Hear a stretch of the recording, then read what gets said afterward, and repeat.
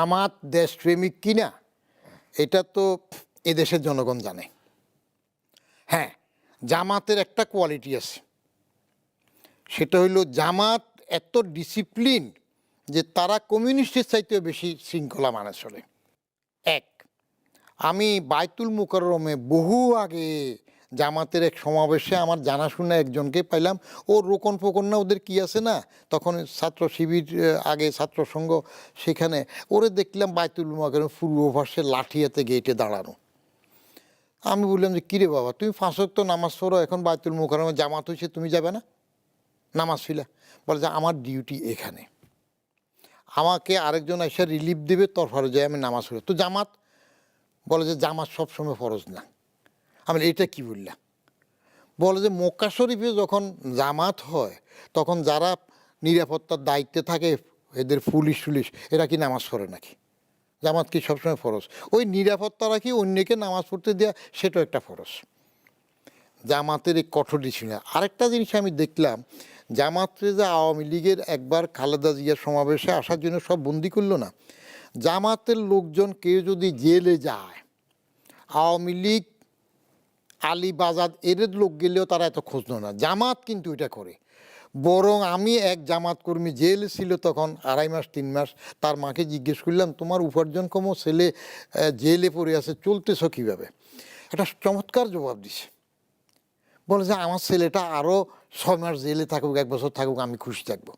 কারণ কি? বলে যে ছেলে উপার্জন করলে যা খেতাম যা পেতাম, এখন তো তার থেকে বেশি সুযোগ সুবিধা পাচ্ছি।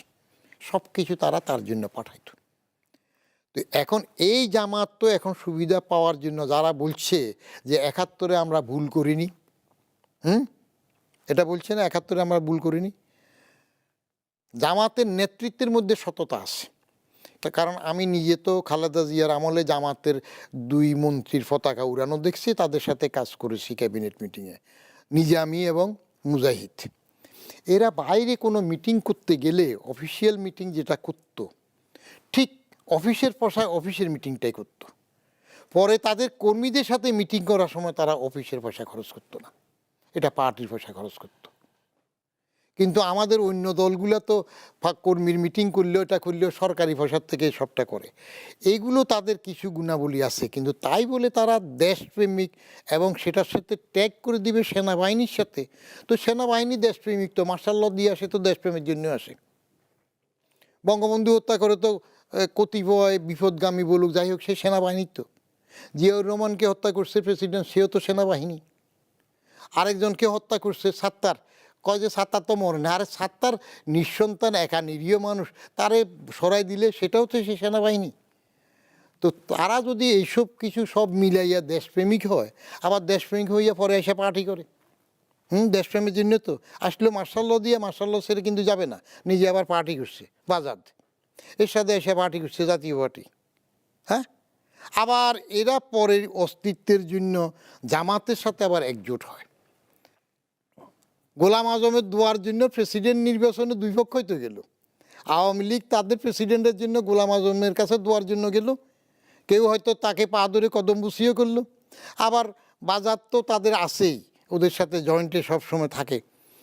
জামাতের একটা টেকনিক হইল, এইবার যে সামনে যদি নির্বাচন হয়ও 26-এর মধ্যে যেটা বলছে, বা পরে হোক, হইলে আমার তো মনে হয় না জামাত এবার ক্ষমতা যাওয়ার জন্য নির্বাচন করবে। তারা আটগাঁট বেঁধে আর শক্ত হবে, পরের জন্য হয়তো চিন্তায় আসতে পারে। জনগণ কতটুকু তাদেরকে ভোট দিবে সেটা ভিন্ন জিনিস। আর জামাতের আমির কথা বলে সুন্দর, এদের মেজাজ ঠান্ডা, ধীরস্থির। এইবারের একটা কথা আছে, এই আন্দোলনের মধ্যে এইবারের যে গণ অভ্যুত্থান যেটা হলো, হ্যাঁ, এটাকে আমি বিপ্লব বলি না, এটা বিপ্লবের ধারে কাছেও না। বিপ্লব হইলে কিছু লোক মরতো, এত লোক পালাইতে পারতো না, অন্যরকম কিছু ঘুরতো, বিপ্লব ডিসিশন হইতো। এটা গণ অভ্যুত্থান হয়ে গেছে, অনেক সময় হঠাৎ করে এসে যায়। এটার মধ্যে বাইরে শোনা যায় এবং বিভিন্ন রকমের কথা আছে যে এটার মধ্যে বড় একটা ফ্যাক্টর হিসেবে শিবিরের লোকজন, জামাতের লোকজন এবং হেফাজতের লোকজনরা কাজ করেছে। এবং এমনও শোনা যায় যে তারা খুব কায়দা করে পরিচিতি, দরকার দাঁড়িয়ে দাঁড়িয়েও কামাই ফেলছে, সবগুলোতে অ্যারেঞ্জ করছে। আমার মনে হয় এটা কিছু সত্যতা আছে।